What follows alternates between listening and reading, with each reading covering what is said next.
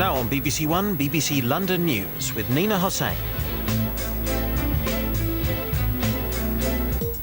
Be on your guard at night. The warning to teenagers as police link a third hammer attack with the murder of Marsha McDonnell. Pry before you buy. The private investigator who'll check out your future neighbours. 3 more in court accused of plotting to make the deadly poison ricin. And the baby BAFTAs. Who got the gongs as London's young filmmakers are honoured.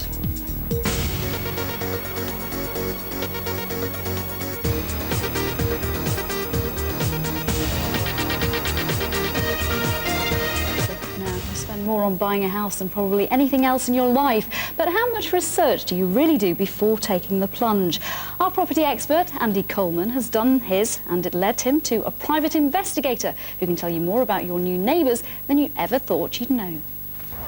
If you're buying a house where you know you're going to be living next to a busy flight path, railway station or a busy main road, or living next to a disco pub, these things in areas you can see a mile away.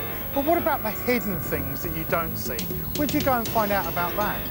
Well, the first thing you should do is do a little bit of your own research. You know, phone up the local council and also phone up the local police to see what sort of area that you're going to be buying in. So what about the things that they won't tell you? How do you find out about them? Well, I know a man that can help.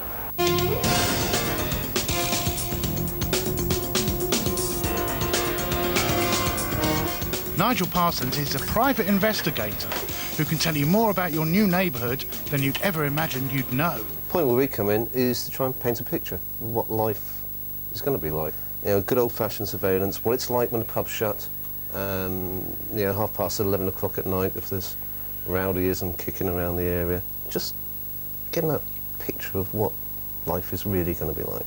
So do you talk to the neighbours that live around the area? Sure. And that's where you get your stories from, really, then? Get talking to people, you know, the local corner shop, the post office, postman's brilliant, milkmen are brilliant. You know, they know everybody. Get up early, give you a load out. So how would you start your search? It's a mix between background research. We've got access to a lot of different databases, seeing who's got a business 3 doors down the road and whether the business might be a slightly unsavoury one.